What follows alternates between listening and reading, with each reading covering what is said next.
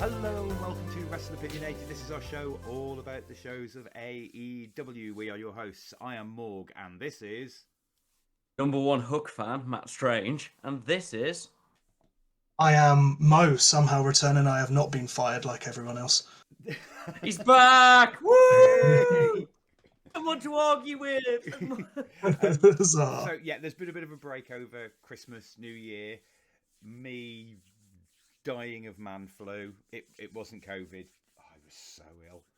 I had a face thing, and then I gave it to everybody else. Like, sinuses fucking killed me for like 4 days. It was awful. Oh, you are a sharer. I'm wondering if you sent it to me through the internet. Yeah. Over this, I'm just like, I'm breathing really close to the microphone. Right, so before we get in, because we've been away for a couple of weeks, I figure that what we would do was quickly throw up some of our favourite matches over the episodes that we have missed. Oh, shit. All right, wicked. The ones that we think you should definitely go back to.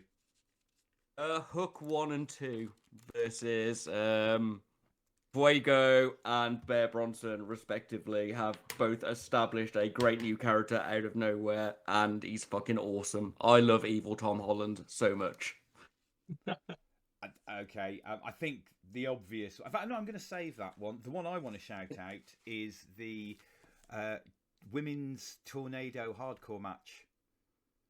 Ty Conti and Anna Jay actually. versus Bunny and Penelope Ford. Oh, they love giving their ladies a bit of colour, don't they? They love...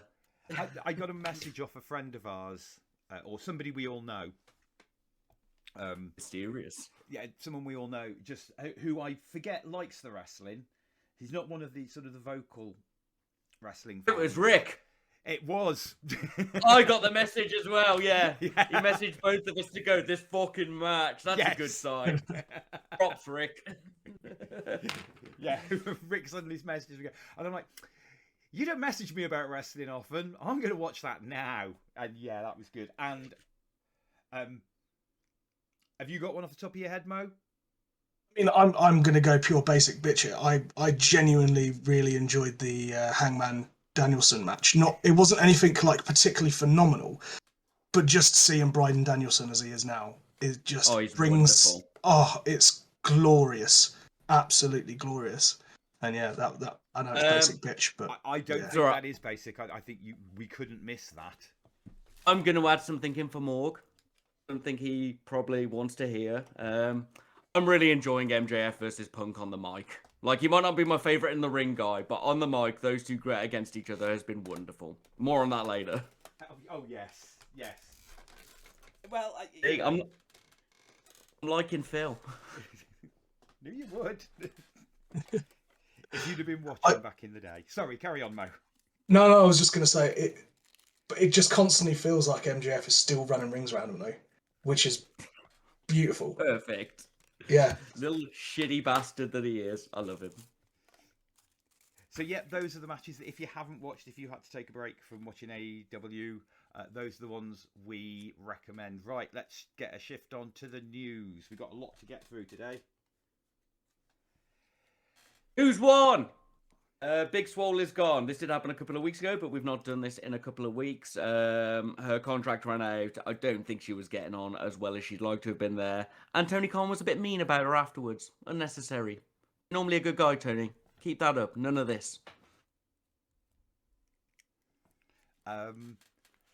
More Dub-Z releases. 2 fucking insane Dub-Z releases. We've actually had a couple. We've had Tony Storm gone. That was choice, though, wasn't it? She asked for her release, I believe. I'd love to see her in a more over here promotion, but I imagine she'll go back to Stardom and just be fucking wicked there. So, yeah, she's damn talented, and I was very surprised because I automatically presumed they'd got rid of her, and it was just like, Jesus, what the hell are these people doing? But like you said, it was a choice thing, and I think probably a clever choice because they never do things correctly, do they, at the moment? Would you trust working there at the moment? I don't think you could call it working. It's just surviving. Shivering in the back corner, hoping Vince doesn't spot you and release you on the spot. I'm I'm surprised people aren't wandering around with other people's faces, like on a face mask, just hoping that he doesn't notice them. Don't fire me, fire this person. All I'm going to say is I'm looking forward to the punk girl and the 80s glam rock chick forming a tag team. Tony is definitely... She's on my list of people I want in AEW, not because they need and not because they require, but because I want to be able to watch her, and she's one of my favourite. Because she's a massive Motley Crue fan. Yeah, fair.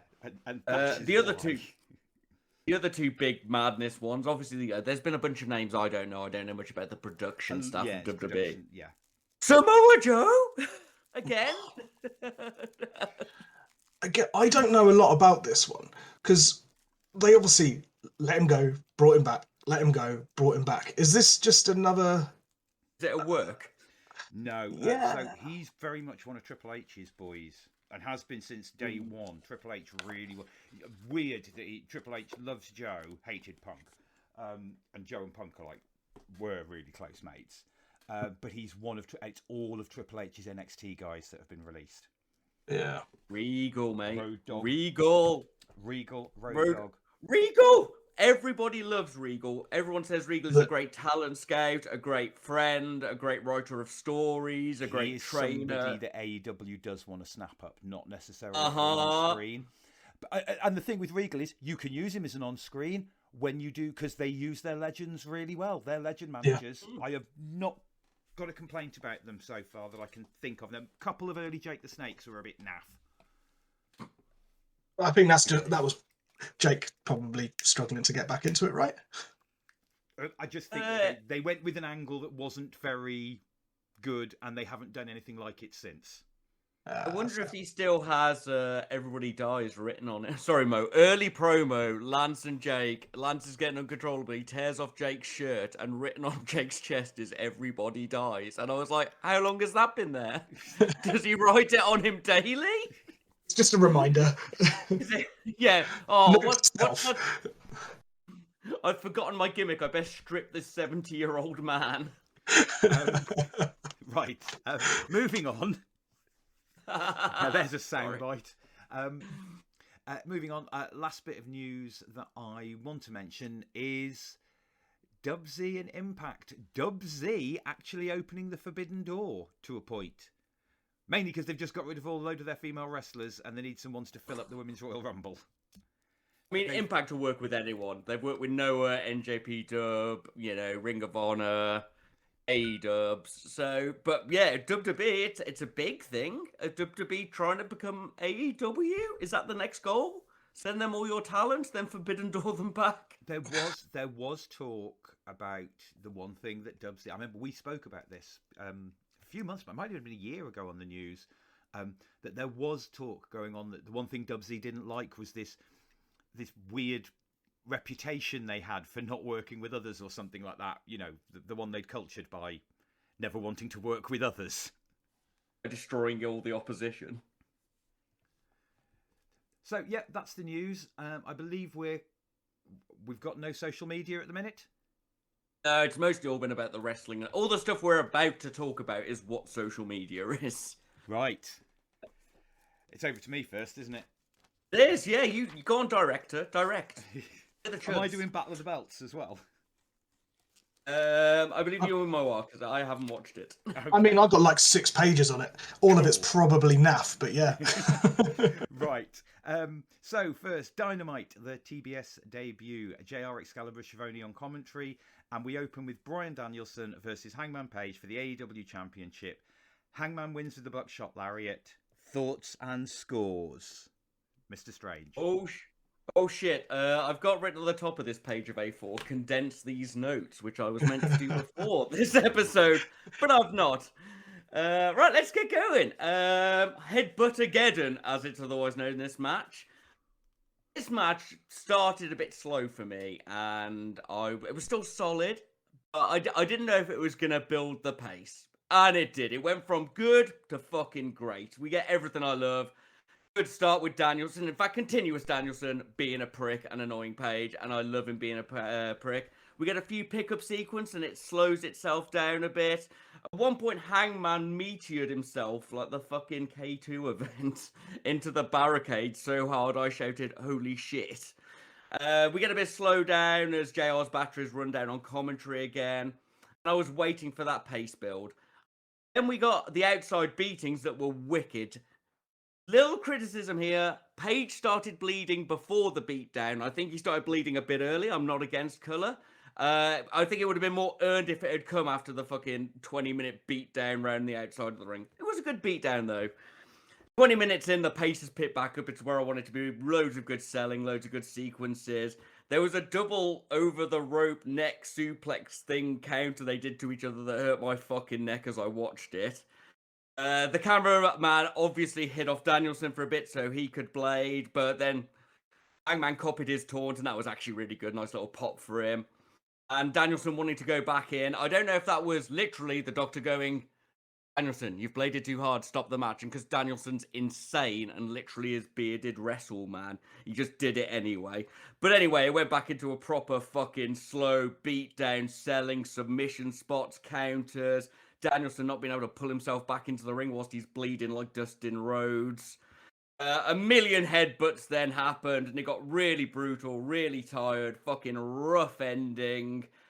I really liked it. I gave it an A. We had story, we had fucking everything going in. It was cool. I loved this. I loved it. For me, this was actually better than Winter Is Coming. Personally, I think the storytelling on the other one was better, but this was absolutely beautiful. My first thoughts were, holy shit, did Danielson use a machete to cut himself? Mate. I was like, he's done a number. Jesus Christ.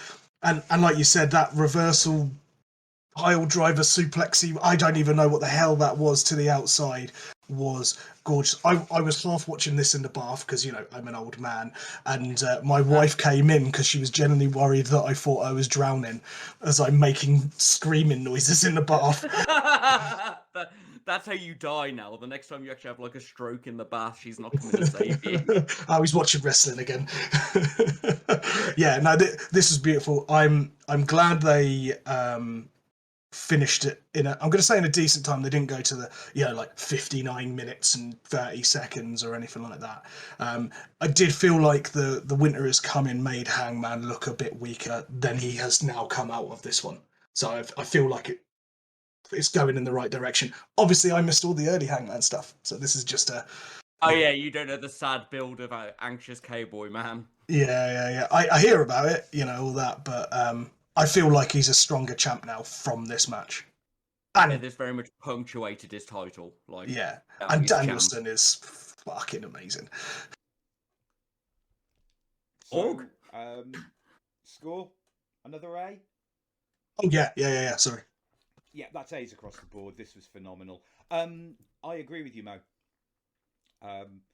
And I watched this. Me and the Raptor were watching this online, which was quite difficult. But most importantly, she got quite bored at the end and said that she thought it would have been better had it got to nearly 60 minutes and then Hangman had won. She felt it felt very anticlimactic. The 60-minute. I'm more on the side of a. I really, really love the 60-minute draw, but that's because I'm an NJPW Chad, and longer matches just fucking get my dick hard. Apparently, I think doing it much before the finish actually shows Hangman is stronger. He didn't have to go the full time this time. So I'm glad it finished before a final finish. Yeah. Right, moving on. Acclaimed promo. Any thoughts? I love them. They're like an evil too cool. I love their raps. I love how modern they are. And I think as a standard promo, because they're still being built up on the main shows, explain their characters. It was funny enough, and it gave them a basic theme. B for let me know if I didn't know who they were. I did now. Oh, you don't know who they are. I was literally about to say, it's funny that, because I think there was about 5 seconds in where I was like, oh, okay, I don't know if they've been on a lot of stuff, but I feel like they're about to get pushed to the moon. That was my feelings from it, because I thought it was pretty solid. Wasn't the wasn't the best thing in the world or Yeah. anything. But you can see so much going underneath, like in the brains. Like, oh, if we're trying this, it felt like it could be the base of something beautiful. That was my opinion. Shitty heels are the best Yeah. heels in wrestling. Gotcha. Yeah. Good enough to be a threat, not good enough to get a title. Just be there and be bellends. Awesome. Sean Spears. More on him later. I love him. Yeah, I thought it was good. Right, now, MJF... It's a segment, not a match. Exactly. I have marked Just this as a segment. MJF versus Sean Dean. Punk comes out, hits the GCS on Dean. Dean wins by DQ. MJF is 0 wins this year. I gave it a B as a segment. We then went on to have a big promo off between the two of them. What did you guys think, and what scores did you give it? I also ranked this a B as a segment, actually possibly a high B. I saw when the match started, the Captain Sean Dean didn't look that into it, and I was like, where's this going to go? Is he just going to get squashed? And the DQ to knock him out, and Sean Dean's been posting on Twitter that he's one of the people who's beat MJF, so that's pretty good. Good bands between the two of them. I felt bad for Dean. He just sort of rolled out the ring and was forgotten. But we got some WrestleMania references. Punk just laughing at him. Great shit talking. You're going to face Wardlow was really obvious. I even said it before he said it. But it's great. It's perfect for what shit-eating asshole MJF should be doing. So yeah, high B. But good segment. Feel bad for Sean Dean. Good segment. Yeah, I mean, I think I'm more on the stranger side with the high B. I mean, I just, as soon as they called him Cap, I was just like, he's about to get capped, because there was no fanfare really for the poor guy. It was just like, intro music. Yeah, poor man. And yeah, I thought it was solid. Again, as someone that's not used to a huge amount of MJF's promos, he's running rings around Punk in my opinion, but Punk is still fucking badass. They're bouncing off each other so well. It's so entertaining to watch. And I kind of want the promo stuff to go on for another couple of months. I don't want them to fight yet. I'm absolutely loving it. It's for me one of the things that I'm now looking forward to what the next interaction is going to be. Again, this wasn't the greatest promo off in the world, or it won't go down in history, but it was damn entertaining. Yeah, lead us to the Wardlow. It's going to tie into the Wardlow turn, I think. Yeah. So yeah, I agree with you both. I think it was really good, and I also, again, Mo, agree with you. This is a situation where I'm worried that we're going to go through the trials of Jericho again, but I think they need any excuse to keep the promo going between these two before you have the blow, because you've still got more promos I think these two can cut on each other. Moving on. So we had a Cody and Sammy promo. Any thoughts, or shall I just crack on? Crack on. Yeah. We then had the Jericho in-ring promo. 2.0 interrupt. Garcia jumps Jericho. Eddie and Proud and Powerful for the save. Thoughts and scores? Standard Jericho, isn't it? He's happy. The crowd's happy. He made a joke about losing to Booker T. 2.0 came out, got called Terrence and Phillip, which made me laugh because Jericho's allowed to do that because he's also Canadian. Matt has his great 80s coke-powered heel energy where he does his screaming. Lost me a bit. I think it could have been more concise, but the crowd was into it. Then LAX came out to save Jericho. Yeah, it was a bit weird. It was all right. See, wrestling. Yeah, not much more to add. It felt a little like PG era WWE when he's like Pinhead and Squarehead. It felt a little bit meh. But weirdly, you get a bit high school theatre sometimes. You'll pick up on that. Kenny's terrible for it. Sorry for talking over you. Face Jericho also is all about calling people names. Yeah, he is. Weirdly, I thought the crowd throughout this the whole show was really hit and miss. Like it didn't feel consistent. But weirdly, they were really into this, and I was like, I don't understand why they're so into this. But yeah, it wasn't terrible. It was, just nice, basic. Fine. Yeah. C for me. It was wrestling. Yeah. Yeah. Following on from that, Jake Atlas package. Any thoughts? More on him later, but Yeah. I got to see what he looks like. He looks like a hunter from The Running Man. Then we have a. Oh, sorry. Yeah, I don't mean to interrupt you, but yes, he does. Doesn't Now he? you've said that. Holy hell! Yeah, he That doesn't lovely look quite. silver jumpsuit with a bit of waist. When we have the match later, I'll try and remember what my analogy was in my head. Then we had Cole, O'Reilly, NXT people. Promo. We had Undisputed Era promo.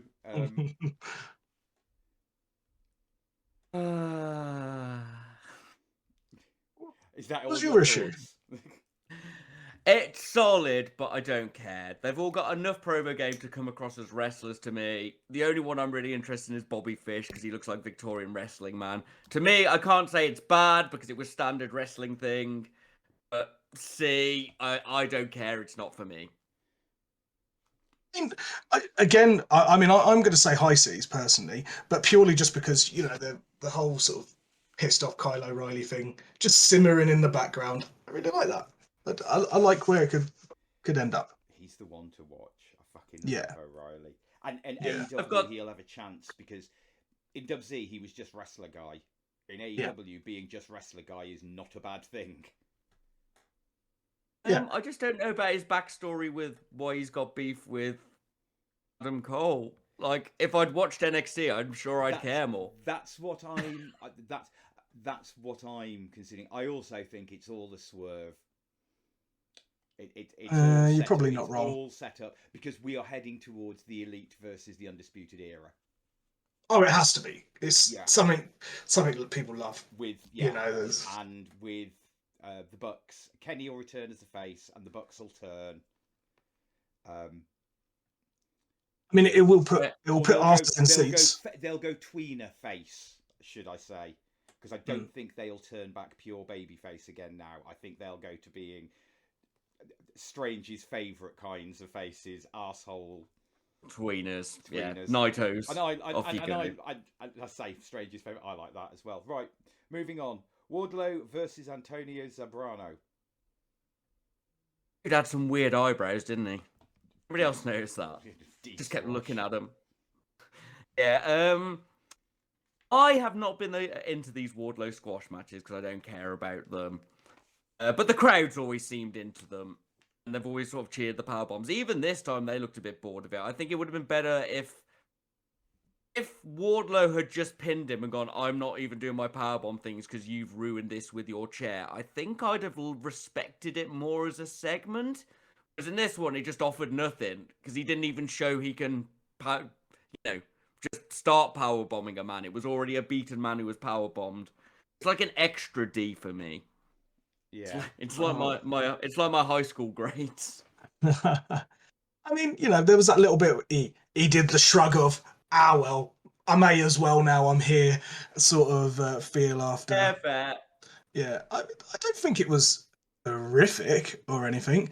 I spend most of the times watching Sean Spears coming down, worried about his nipples in that suit. I don't know why that is. The chafe. It has to. That can't be comfortable. and that's the problem. That's all I fixate on for an entire match. Then, it's obvious where they're going with it. I hope they do it sooner rather than later. And this is a guy that's not watched much of it. Yeah, no. It built for a while, then they forgot it, and it's back. So yeah, no, it needs the turn to happen. That's why I think it can tie into Punk, because Punk's fighting him next week. I was going to ask about that, if you think that's where it's going. Yeah, I mean, AEW I mean, the Hangman story has been 3 years. So the Wardlow story's been going on. He's probably about ready to wrap. Now, they're into Tony Khan is into some small, slow burn stories where bits of it get sparked, and then all of a sudden, like a year and a half later, oh yeah, he's actually a bit good at this. I love slow builds if they're working. Yeah. Like you do. And obviously, coming from WWE, we haven't had one of those in a very, very long time. I think the Wardlow quick slime him. I'm not ready for him to turn face yet. Quite. There'll be a big betrayal next week. And then I'll be ready. MJF will do something that'll fuck up Wardlow's match or something, or Well, Wardlow will accidentally hit. MJF will twat Wardlow with a chair or something to give him the win and Punk the loss, like Punk just did to him this week. That's what I think will happen. So Punk starts on the losing as well. Yeah. I like that. That's a good call. Right, moving on. Layla Hirsch recap. Do you want to say anything about our favourite queen? If tiny angry Russian lady is getting a push, I'm excited for seeing more of her. Put her on Team Taz, the best stable. Go on, have fun, you tiny little arm breaking Russian. I've got some bad news for you. The machine. Later. Go on.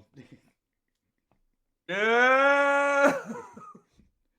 But standard issue AEW segment on wrestlers, they're really good at them. I give it a C. I don't really sort of pay that much heed to them at the moment. Oh, you're new to Layla Hirsch. What did you think? I'm not going to lie, this was the point that I wasn't paying a huge amount of attention for. I feel really bad. I was walking downstairs with my laptop trying not to kill myself to get a drink and wasn't paying very much attention at all. So I'm sorry. Damn it. I will go back and watch Mo. it. Oh, that was your moment and you've let me down. So then, moving on from there, Jade Cargill with Mark Sterling versus Ruby Soho in the TBS Championship. Jade Cargill wins with the Avalanche Jaded. Thoughts and scores? Right, okay. Nice solid hot start to this match, and it's nice that Jade has learnt to do more of a match. You weren't here for Jade's first arrival, Mo. Wasn't very good at wrestling. Was it worse than this?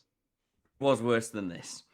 But now she's learned to do some extra moves. Then we had the completely unnecessary Rosa versus Martinez spot at the apron, which I just thought distracted from what was meant to be your women's championship match.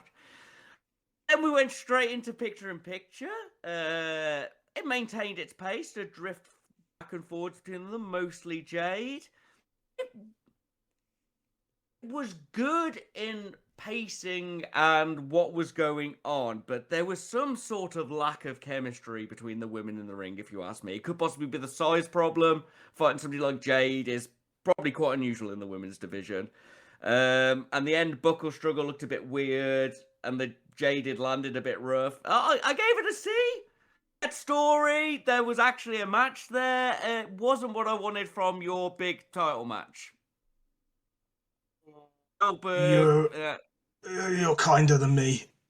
Oh, Mo's the cynical one. Fucking hit me, Mo. Come on. I was just gutted. You know, we talked about it before, really looking to see what happens with Ruby Soho. I think you're 100% right. The chemistry was poor. Very, very poor. And there was a few times where I can't remember what the exact section was, but Jay Cargill was in the turnbuckle, and Ruby Soho had her back to her, sort of thing, like right up against her, and you could hear the simmering rage in Ruby Soho when she's trying to get her to do something that she kept fucking up.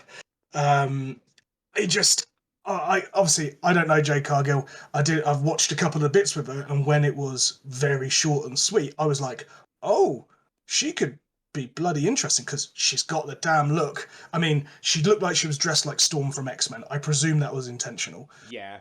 Storm. Yeah. So she became her. Legit. You know, I was intrigued for this match going into it, but as soon as we got into it, just a little bit of me died. I mean, some of the things that I love is Ruby Soho is possibly one of the best people to look helpless in a fetal position, but not look weak, if that makes sense. Like, she sells so well when she's been knocked the fuck out. I love it. I love her. I just felt this was, you know, at best a high D. I was not impressed. Oh shit! A high D. Sorry. Morg. Yeah, I gave it a C as well. It was a match. It was a soundbite. It's all right. It didn't. As the arbiter of letter maths, I'm gonna give it a C because the story allowance and the fact this is actually built up.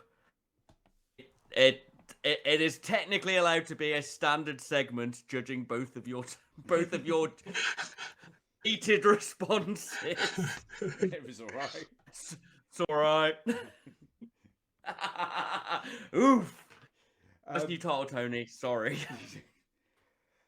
Serena Deeb. Looks like it interview. says hose. Serena I Deeb love interview. Deeb. I love Deeb. She's got some good professional heel energy. She's got a good rage to her. She looks a bit like an angry geography teacher or somebody who should play the live-action version of Dr. Octopus from the Spider-Verse cartoon film thingy. Legit. Yeah! I just thought of that as I was speaking. I've not even seen the film, just that scene. Yeah, B! I think this explained who Deeb is. It got because she was in, then away, then back. She was the NWA champion. I think it's now gone. This is now a feud. It's continuing. I'm a fucking badass. JR likes me too. She's got NWA cornet energy, which is really good for a serious wrestler. Yeah, I mean, I felt it was really, really solid. I'm really looking forward to seeing more of her stuff. I mean, I have seen bits and pieces. She's one of actually the few people I've seen before coming to you guys that I love some of her work anyway. So yeah, I'm really, really, really looking forward to getting into some of her bits. That sounded wrong. Right. Following on from that, we had Malachi Correct. Black versus Brian Pillman with Julia Hart. Black wins. Lights go out. Malachi goes to attack Pillman. Lucha Brothers for the save. What do you think of the match? What score did you give it? It was good. We got to see Metal Gear Julia Pliskin, Captain Hart. I've done a few of those.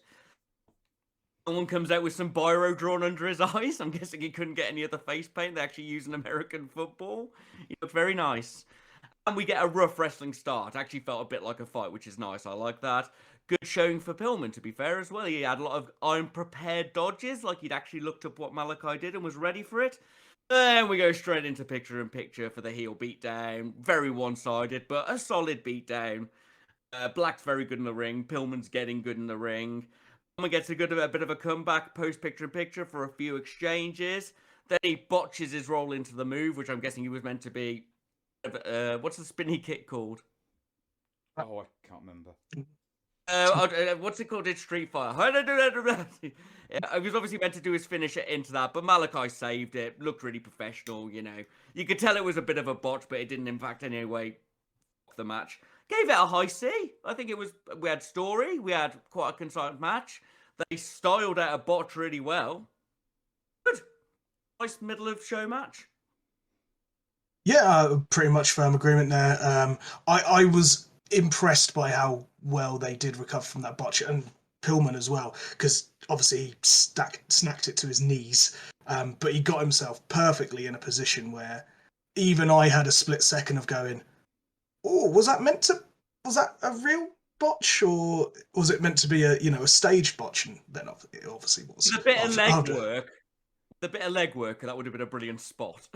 Yeah, exactly. Yeah, it was close enough that it could have actually, it could have sort of transcended that period where salty old bastards go, no, it was a botch, and people go, no, it was intentional. But no, it was definitely a botch. But I enjoyed the match. Pillman does some lovely drop kicks, doesn't he? Like, he did a couple of really, really nice ones. I didn't feel like Julia Hart did a huge amount. Like, there was no real presence from her. It kind of almost felt pointless that she was there, which was a bit gutting. Even at the end, when Malachi went back into the ring to, I presume, get her, that's what it made it sort of look like. But it felt like the Lucha Bros sort of come out a bit too soon.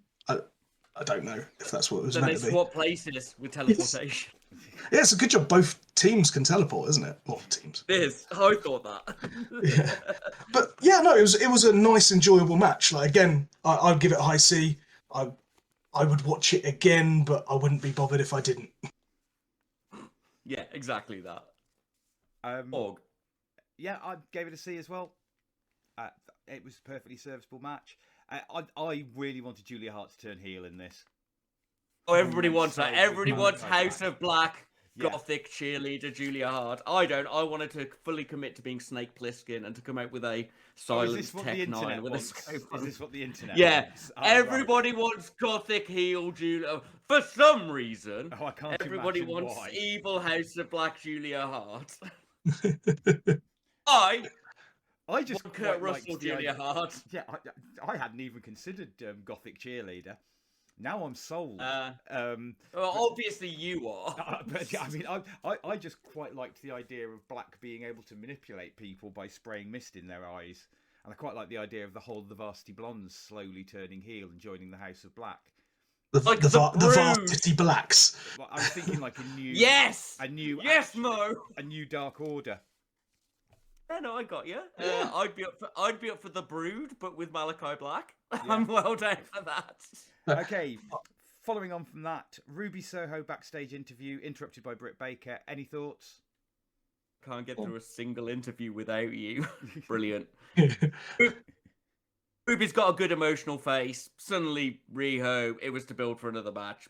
Serviceable wrestling, not happy, not sad. See. Yeah, much the same. I would like to reiterate my previous comment of Ruby Soho does really well in the fetal position. she's great again, beaten down. It's brilliant. You're not helping yourself. You do realise this. This is one of our most adult podcasts yet. Right, then we had Cutie Marshall and Aaron Solo promo. Any thoughts? Once again, like the previous one, just solid wrestling section. Good shoot energy with the inside term stretching. Explained, they maintained Hook's character.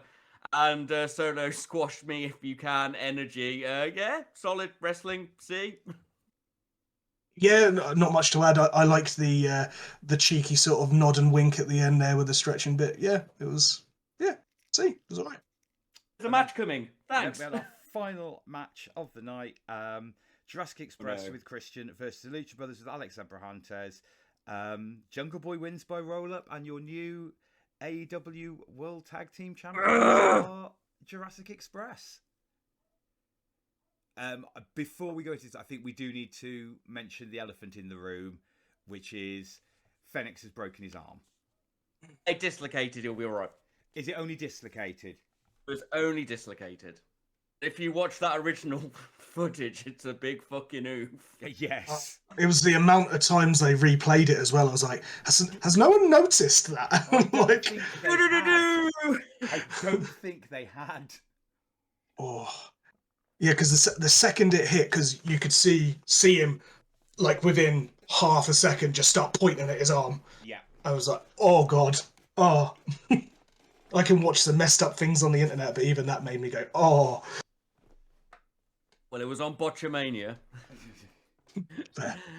Thoughts I suppose. Oh, this could be interesting. I wonder where I'm going to stand on this scale. I like a lucha match. I don't like an over-choreographed match. So, we'll start from the beginning. I hate Joe Carpenter. I think it's his worst look, and it fills me with rage. But we do get a nice technical start from Jungle Boy and Phoenix. Some silly and fun, but well over choreographed spots. Then back into a few more sequences of Jungle Boy just all beating both the Lucha Brothers. Then we get the break where the heels just beat up Jungle Boy for all of it, a long time. We got a Phoenix rope bounce thingy, then that's always nice. Come back into a hot tag for Dino Saw.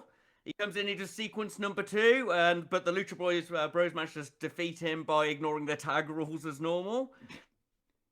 Yeah, a couple of Made in Japan, which is absolutely one of my favourite wrestling moves, and Penta does it really well, and it brings me joy and it makes me think of Shingo. Once again, more setup spots. Lights go out so that Malachi can cost them a match, I think. And AEW has a lot of people kicking out of very hard moves. Jungle Boy took a drop pile driver onto the apron, was rolled in for the pile driver super tag finisher of the books, and he got his shoulder up through that. Then they dislocated Phoenix's arms. And then there was the win with the roller. It was a roller coaster for me. A lot of cool stuff, a lot of choreography, some bits I didn't like. For me, it's a C. I can not nice sort of match. I don't think the right people won. And then all the heels came out to stare at them really weirdly. Oh, be positive. Go. I mean, I'm going to be slightly more positive than you, but I don't think that's going to be overly hard. I see, personally for me, it was a higher C. I enjoyed some of the spots. And I know you're saying, set up spot number 1, set up spot number 2, all that. Yeah, you could see it a million miles away. They did a couple of interesting things. I like the chemistry between them. Well, mainly Jungle Boy and the Lucha Bros. I think they do ping well off of each other from what I've seen. The things I've seen on the internet about Luchasaurus, I was expecting the greatest thing, like hard hitting, like there's going to be some solid blows. Everything just felt a little bit wetter than I was expecting. I'm not saying it hits wet or anything, but there wasn't a stiffness that I was expecting from him in this match, at least. I'm with you. I was really confused by the lights going out part of it because it didn't actually have an effect on the match, from what I could tell. Not really. It was an actual power cut. They did. I see. I was wondering the same whether someone's just cocked up because of the previous Malachi Black. It was only because they actually showed Malachi Black at the end that I was like, oh, maybe that was intentional then. Malachi Really? knows where the lights are. Sting and Malachi are the only two people who know where the lights are. I reckon Malachi Black's got actually a member of the his posse is an electrician. That's what I reckon. That would explain a lot. Yeah, I mean, obviously ignoring the botch, that could have been a really lovely setup because there was sorry, not the botch, the actual break is what I mean to say. The kick that he did to Luchasaurus looked beautiful, and I was like, oh, cool, they are actually going to put the big man through it. No. Unfortunately, what happened. But yeah, there was a few bits. I enjoyed it. I've waffled a little bit, I'm sorry, but I thought it was a high C. I said it was good. Just in a negative way. Yeah, I gave it a C as well. Oh, shit. I thought you're normally our biggest Flippy fan, should we say. I found this one to be really fun, but it didn't have that... It didn't quite grab me in the same way as a Young Bucks clusterfuck does. It probably just wasn't clusterfucky enough for me, if I'm being honest. If you're going to do bullshit, commit. Yes, pretty much. I did like the silly off the rope, both Jungle Boy and Fenix doing the off the rope with the arm drag. And yeah, the arm drag looked shit, but the arm drag, it didn't matter because that moment wasn't about the arm drag. It was about those two doing the flip off the rope. Yeah. So that's why I didn't care. But God, the arm drag bit looked shit. It really did. It's like, yeah, both of you have got the wrong person to be doing the arm drag with. You've got the heaviest member of each. Yeah. So as Penta and Luchasaurus did their backward roly-poly, but as I say, it wasn't about that. But yeah, I still, it was a C.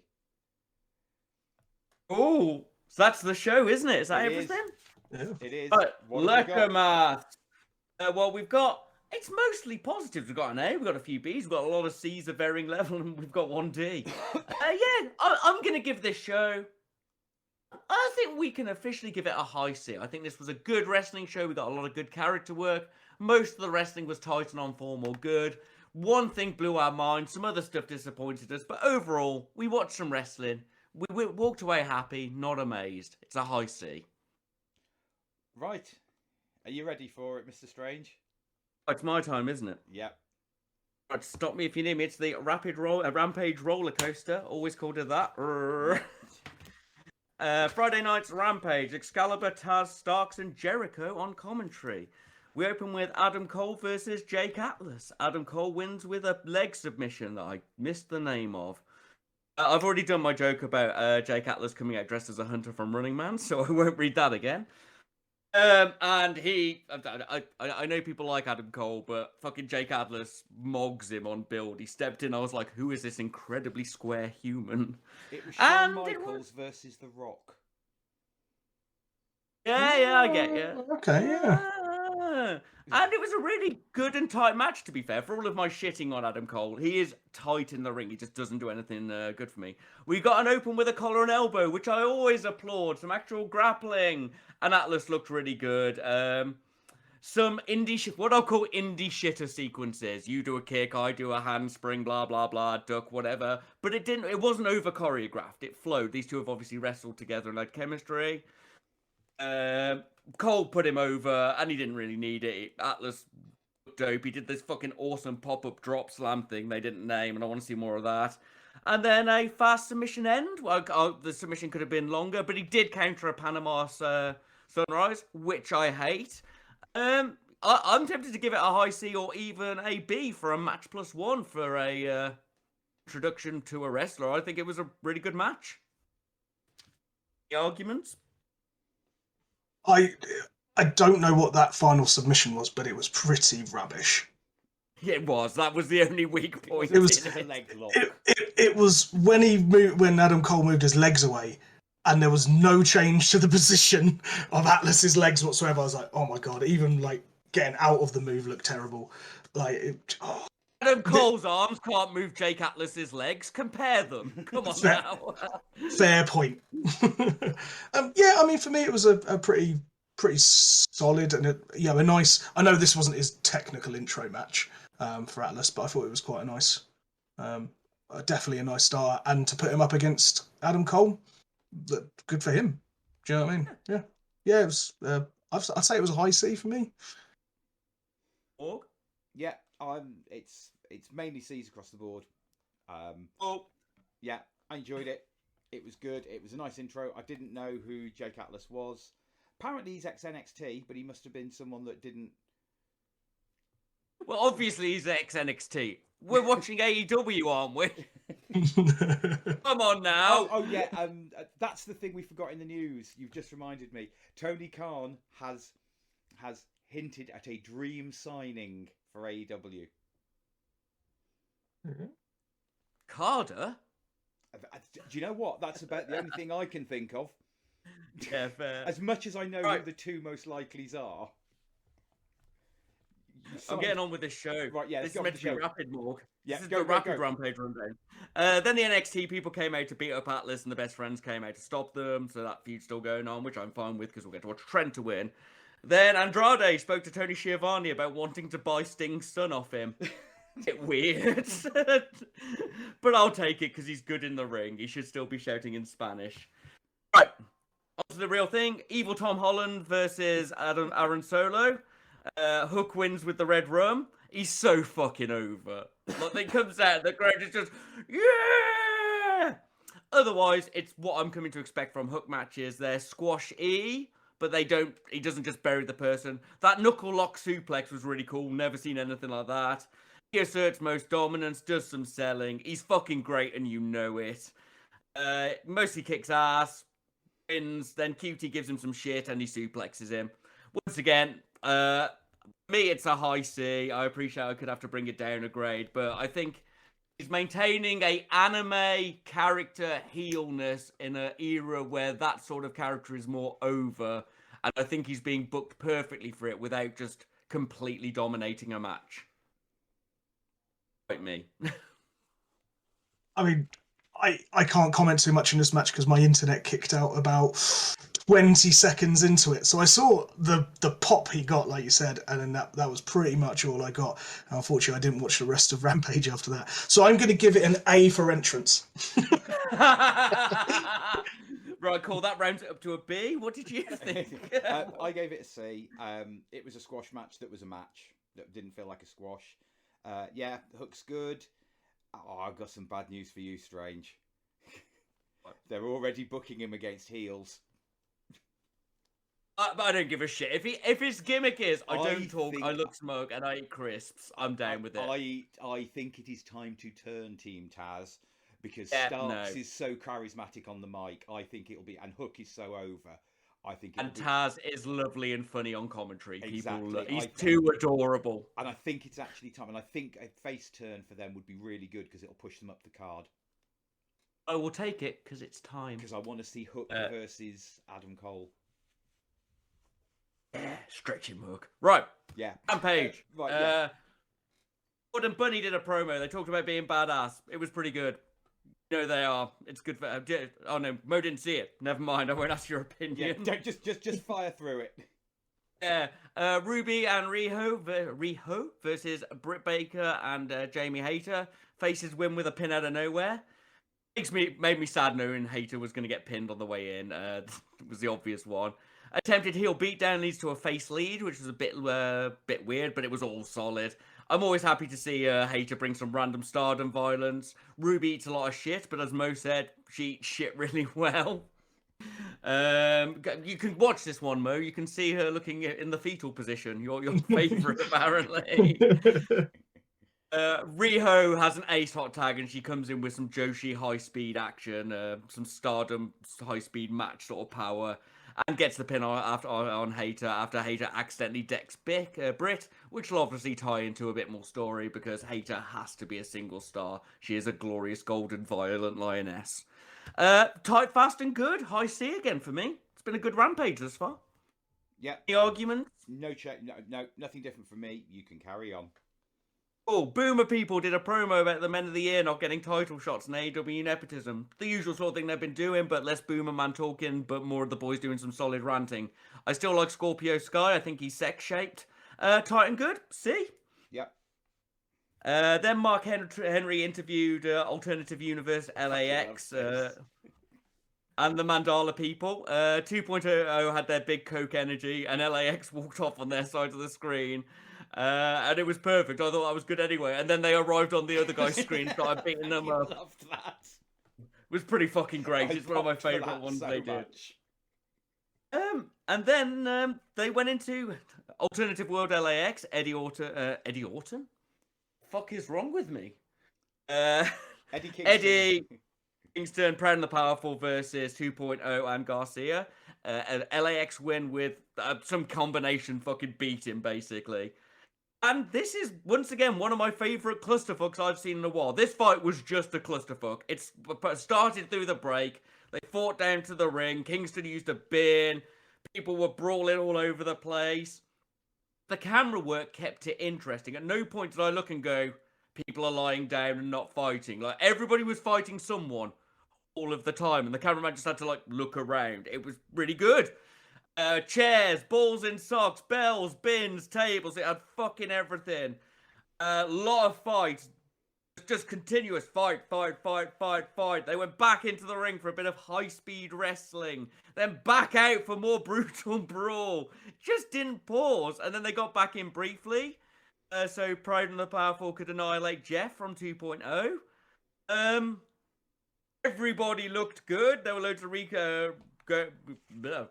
rotating sequences. I gave it a B. I think this was a really good hardcore brawl that wasn't too hardcore, didn't lose pace, got everyone over. Yep. High B from me. Also, I really enjoyed this match. I'll agree with you. I'll give it a high B. This was great. I was very close to it being my match of the week, and then I remembered that Brian and Hangman had happened. Yeah. And was like, I'll give it second. But it could be silver medal. It's definitely the silver medal. Yeah, this was really good. And yeah, Mo, I recommend this one's well worth going back and watching. If you like a good bit of old school, well done violence.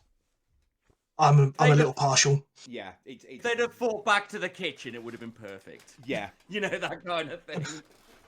Right. So you haven't watched Battle of the Belts, Strange? I haven't, no.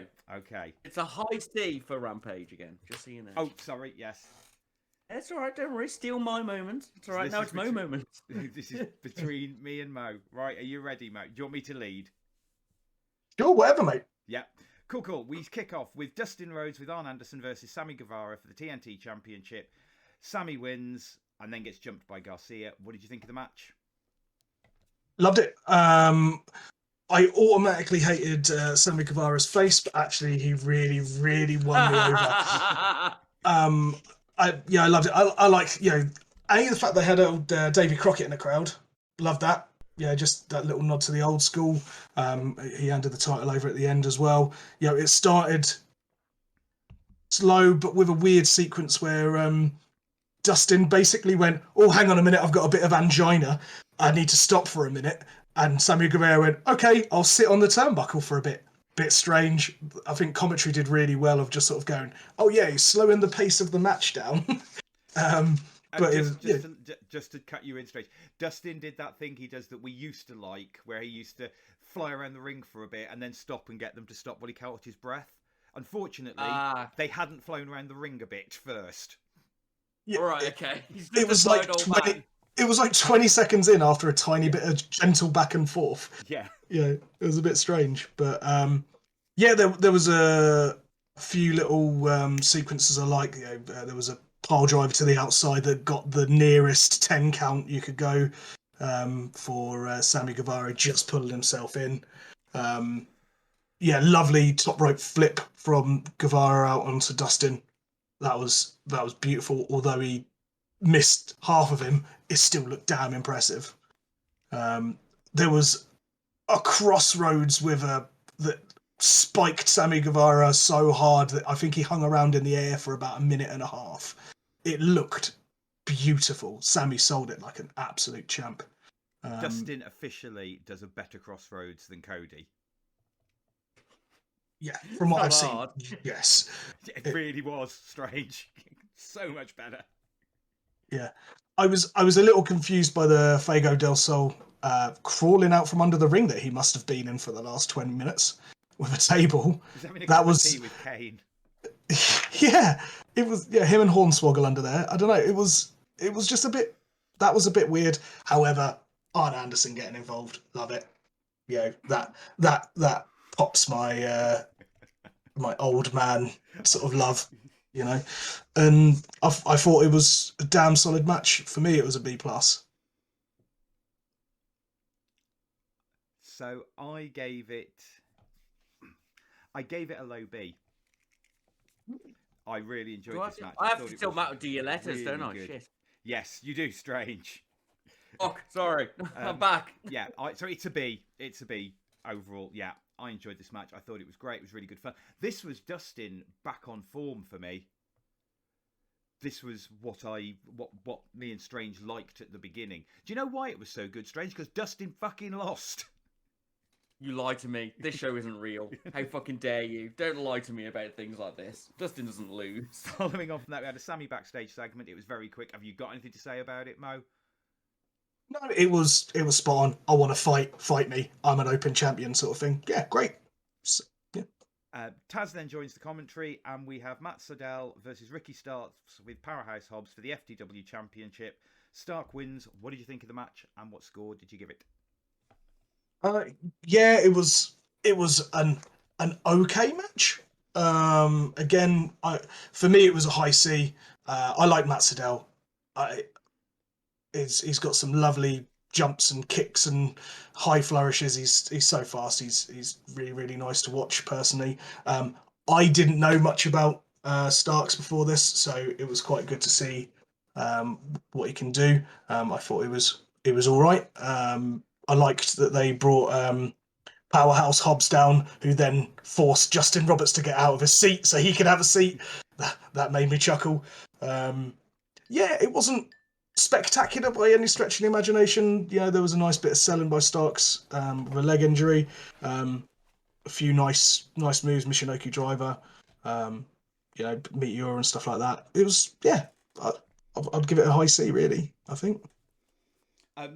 Yeah, I gave it a C. I did, unfortunately, I was really tired when watching this and had to re-watch it because I fell asleep halfway through it. That was not an indictment of the match. That was just how tired I was. But yeah, I gave it a C. I enjoyed it. It was a wrestling match, and it was a good wrestling match. Yeah, Go on. Sorry. No, I was just going to say about the Dante Martin bit at the end as well. Oh, yes. That was quite nice. Dante Martin basically ran down to the ring after Powerhouse Hobbs and Starks started beating on Matt Sydal after the bell, and Dante Martin put a few jabs into Hobbs, who then just basically laughed at him. Oh, thank God. I was going to say, did Hobbs eat him? Did he just pick him up and go, I am you, but ultra instinct? Unfortunately, didn't get to eat him. He got a nice double leg kick to boot him out of the ring at the end, so there wasn't a proper conflict, but there was literally Hobbs just laughing in his face, which was nice. Following on from that, Rio versus Britt Baker with Hayter and Rebel for the Women's Championship. Britt wins with the lockjaw, finally beating Riho. What did you think of this match? Yeah, I thought it was a good match. I thought Riho was going to get a lot more offensive off than she did. While she had some great moves and she had some great moments in it, it just constantly felt like she was just getting the crap kicked out of her, even without Hater and Rebel on the outside messing stuff up. However, that being said, I loved their interaction. It was really nice. There was a few nice sequences where Riho did eat shit and just looked like she was dying, but yet 4 seconds later was able to then do some crazy running knee strike to the face. Britt Baker. I enjoyed it. I don't have a huge amount written down for this one because I was enjoying just that's always a good basic sign. part of it. I like where they're potentially going with Hater and Rebel, with Britt Baker, and that hopefully getting worse as it goes along. I'm not a massive fan of the lockjaw as a finishing move. I don't know why. He's a dentist. I get it. Just, You're not alone. I don't know. You're not alone in this room, I don't believe. I think we all prefer her curb stomp, which is vicious. Yes, see, when she did that looked amazing. That's what, if she had won from that, I would have been like, yeah, that's totally fair. It just, I don't know, it feels quite comical to me, and I'm a guy who does like comedy, like really crap wrestling. But it just doesn't, to me, it doesn't fit right. But yeah, that doesn't affect the match too much. I mean, for me, it was a low B. Bang on, same. Oh shit! Pretty much, yeah. There's nothing more to add than that, other than Rio sells like a champ. So during the end of this match, I'm sitting there thinking, well, you've got no big baby face to topple Britt. Now I'm wondering if they're going to turn Hater. Mm-hmm. It's going to be Rosa. It's got to be Rosa. It's got to be Rosa. She's got the backstory. They did the racism thing. It's a long-term story.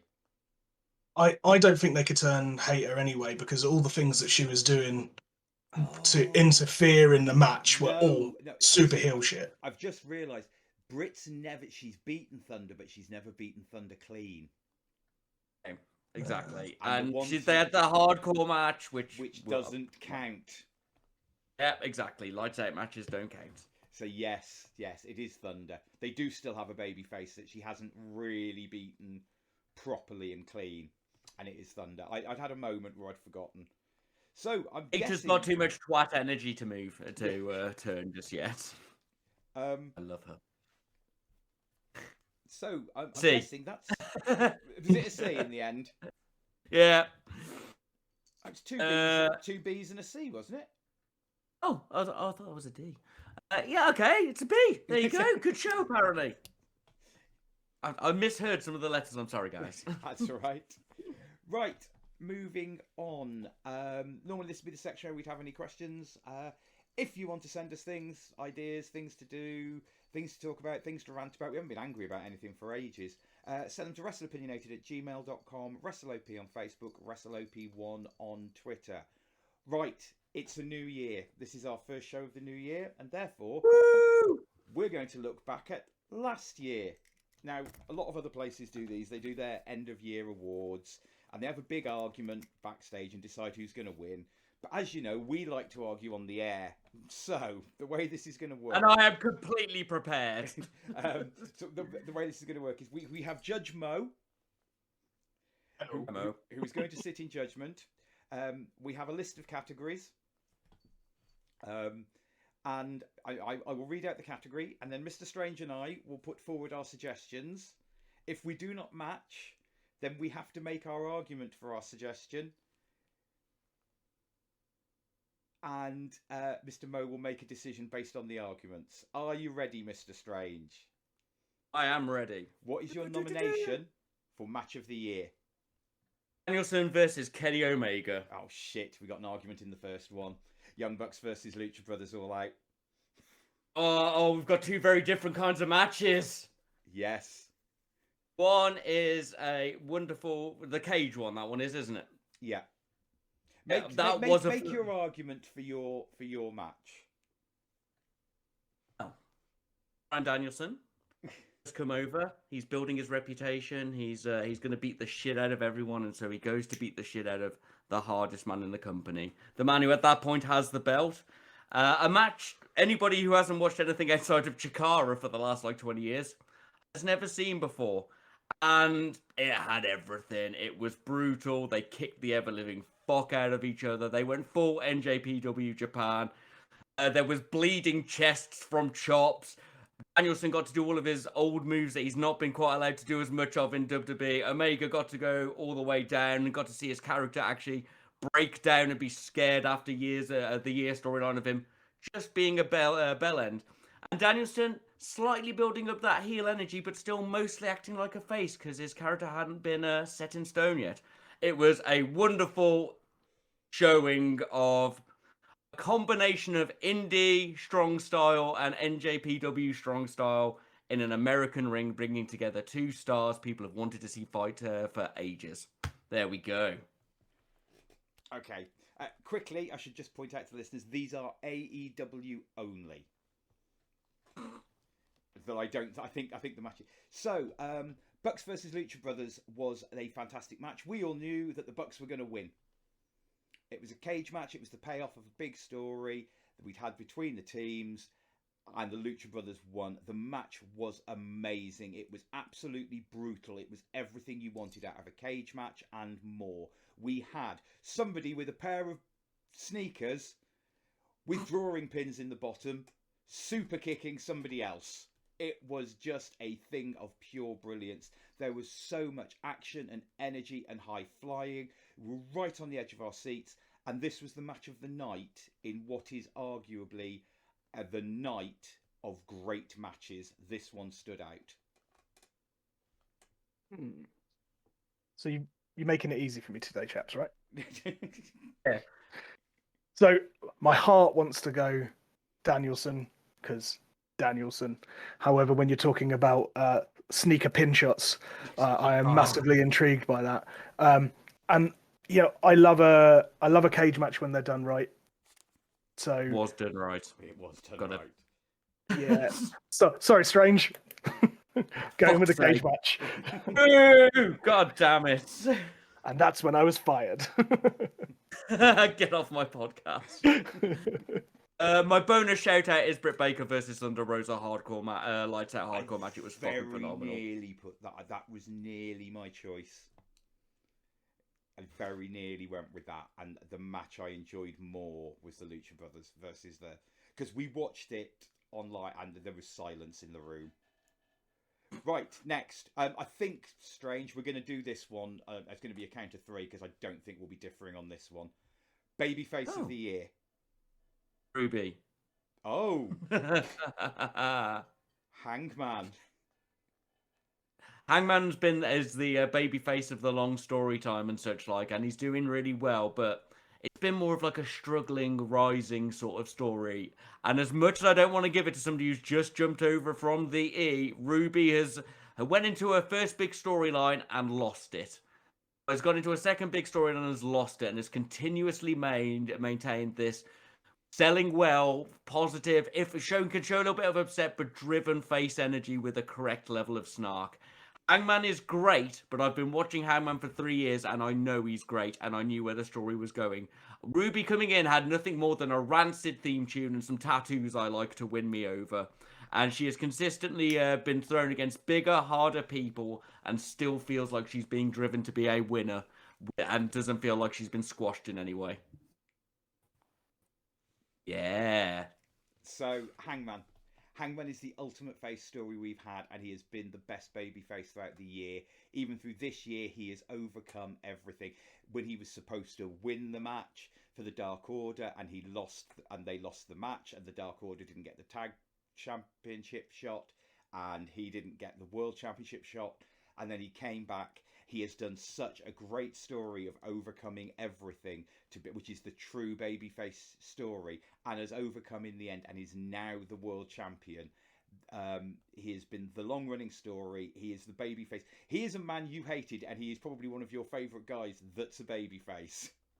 You hate babyfaces. Oh, you know I love Hangman. He's the best actor in AEW. His facial work is phenomenal. You hate faces, and you love Hangman. I do hate faces. Mr. Mo. Oh God, I'm so sorry, Strange. I mean, I'm so. It's obviously Hangman. I just wanted to argue. Oh right, legit. In that case, I'm no longer sorry. Yeah.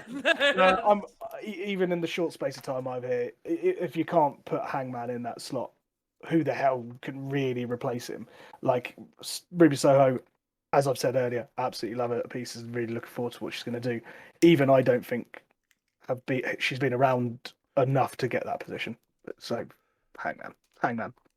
It's obviously Hangman. Okay, you can go first this time, Strange. Heel of the year. Heel of the year. Oh, you see, there's an obvious one, but there's the heel I've enjoyed most this year. And as much as MJF is great on the mic and has been consistent and is wonderful and is the obvious Hangman equivalent heel of the year, I have not popped for a heel as much as I have Miro, the Redeemer. Oh, shit.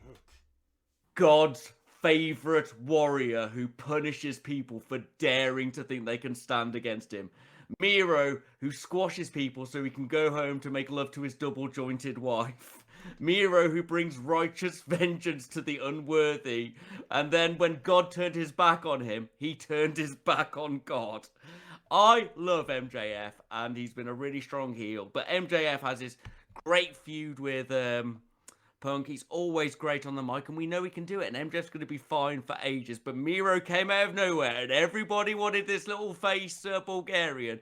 And he went from being an abusive friend, which I thought was a great storyline, to fucking divine, righteous, Deus Vult Templar God. And people cheered him when he prayed in the rings and did stuff like that.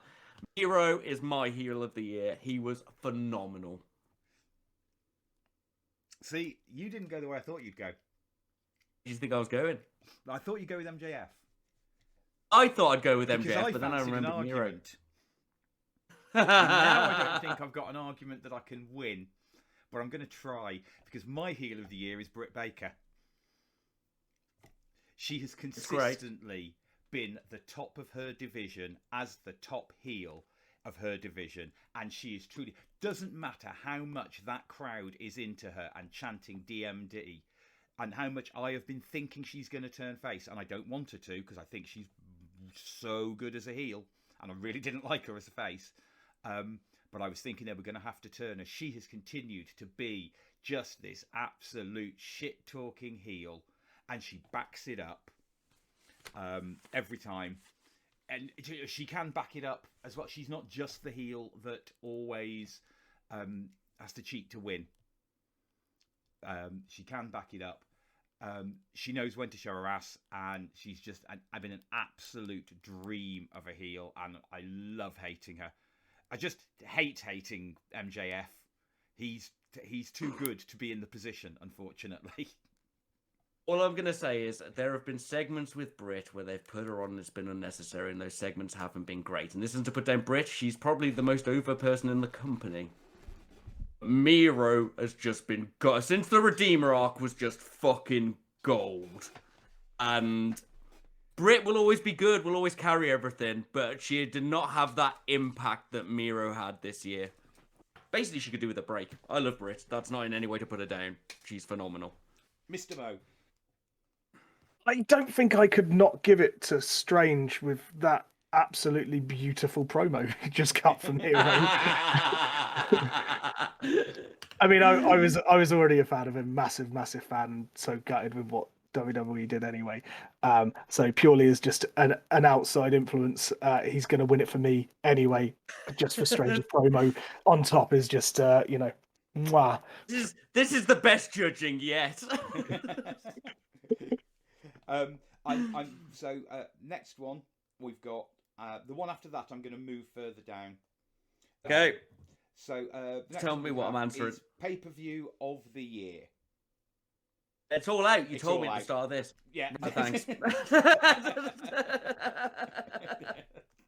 It's all out. I don't remember the names of pay-per-views. They all blur into one fucking tide of wrestling that I never stop watching. But yes, it is all out. The debut of... So, they did a debut... They brought in Suzuki. That made me... Oh, yeah, that was the Suzuki. Yeah. Then Ruby debuted in the Women's Battle Royal. Yeah. That one had to win me over, but yeah, no, it was a good choice. And then Adam Cole debuted, and you went, oh, that's the big debut. And then they debuted Daniel Bryan, and we had the return of CM Punk's in-ring return versus Darby Allin, and we had the Lucha Brothers versus the Bucks, which is our match of the year. All right, there we go. I agree. Yeah, I just need to... Do you agree, Mo? 1 second, let's take it to the judge. No, I don't. It's winter is coming. The only one I've watched. Okay, so we're gonna shift on now to debut of the year. I know what I'm picking, so I'm gonna let you go first. What? Oh, you want me to tell you why it's Hook? Oh, do we agree? Is it? But it's Hook. It's Hook. You can do the why. Okay, the why. Okay, we saw a lot of great debuts this year for AEW. We saw Danielson. We saw Adam Cole. Didn't do a lot for me. I didn't know who he was. The crowd went fucking wild. NXT people loved it. Did Danielson, my little indie soul, kicked up. Fucking brilliant. Punk comes back to wrestling from forever. Amazing. We get all of these other little debuts. Phenomenal. But all of the big ones, all the ones you think of, the established star. Of course, the debut of Daniel Bryan was going to be... Bryan Danielson was going to be phenomenal. It's him. Of course the Punk one's going to be an explosion of culture that rocks the wrestling world and moves needles everywhere. It's fucking CM Punk. The quiet buff kid from the back of Taz's promos eating crisps has somehow become this phenomenal figure. I've seen porn stars tweeting that Hook should be in Riverdale, which is some American TV series about things. I've seen send Hook memes shared everywhere that CM Punk accidentally created. I've seen him compared to Tom Holland because he looks a lot like him. The boy, and the gimmick is walk in, murder opponent, refuse to elaborate, leave. And they've done it perfectly. His matches haven't been over burials. He's looked tight. They've just used him enough. They're obviously keeping training. He doesn't ruin his character on social media. And I have never seen a second-gen wrestler come in at such a young age and be so over out of nowhere. Fucking phenomenal. It's an unreal pop. And I hope they do not spoil this because... they've got something potentially magical. So that's it. That's our debut of the year. Anything to add or argue against, Mo? No. How could I? Right, so we move on. He keeps promoing at me. We move on to moment of the year. Go on, Mr. Strange. You might as well go first so we see if we're having an argument. Hangman being asked to join the Dark Order, him saying no, and a big sign coming up on the Titantron saying he said yes, and balloons coming down, and them having to stop a cake being brought out, and shuffling people off in the background. It was fucking hilarious. It might not be the answer you were looking for, but that part of the show genuinely broke me. It was some proper airplane level humour. And it was wonderful. And it actually tied into their story and it went actually places. But what's your real answer, Morg? So as much as I really don't want to argue against that because it was phenomenal, it's got to be Chicago, second ever Rampage, the return to wrestling from after 7 years. It was... they played this so well. Just off you It go, was the worst kept secret in wrestling on purpose. How can I argue? This was something phenomenal and so totally different. But we have a difference of opinion. Mr. Mo. Yeah, you know what. Remember, I'm the one who can fire you. No, it's big Phil. However, I am going to make a note of going back to watch the Dark Order thing now. Dark Order. Just on YouTube, does Hangman join Dark Order? You'll find it. But you It was also wonderful. need to see the episode of Being the Elite before, when they ask him if he'll join in the same way that you would ask a girl out on a date. Right, okay. Because they've all got massive crutches on him. Right. I thought these were bad guys. No, they weren't. They No, had I know. turned now. They turned. They had turned quite a while. When they were originally trying to get him to join, they were heels, but then this was when they were baby faces. They faced themselves too hard. Yeah. Female Wrestler of the Year. Britt Baker. Britt Baker. She's great. She's phenomenal at everything she does. Taking her from being a babyface to the heel was the best thing they did for her. And her team of, as I've often described it, her stable of a little something for everybody is wonderful. And yeah, more Brit. Yeah, Oh, doesn't even okay, have to judge sure. everyone. No. Thanks. Cool. Cheers, guys. Good. I agree. Shit, I haven't written. It's Male Wrestler of the Year. Oh, who is Male Wrestler of the Year? Fuck. Who have you got? So this is AEW. Originally, when we wrote this list, we did have and we were going to do a non-AEW Shingo Tagaki. Wrestler of the Year. Now, we haven't done that. That's interesting. We would have had an argument then. Yeah. So yeah, Wrestler of the Year. Who have I got? It's Kenny. In AEW, it's Kenny. No, I haven't seen enough of Pac, and I do think Pac is the best wrestler. Two best wrestlers on Raw ring ability, in my opinion, that I enjoy to watch are Pac and Phoenix. I believe that Phoenix will do magical things once he learns how to monitor himself and stop injuring himself. Kenny, however, did wrestle a million matches, do a bunch of comedy promo stuff, be involved in a great storyline, all whilst injured, apparently. I'm with you. We'll give it to Kenny Omega. He's all right. I don't mind him. He was in that Golden Lovers thing with the World's Perfect Man. Why not? If you'd gone Kenny, I was going to go Eddie Kingston.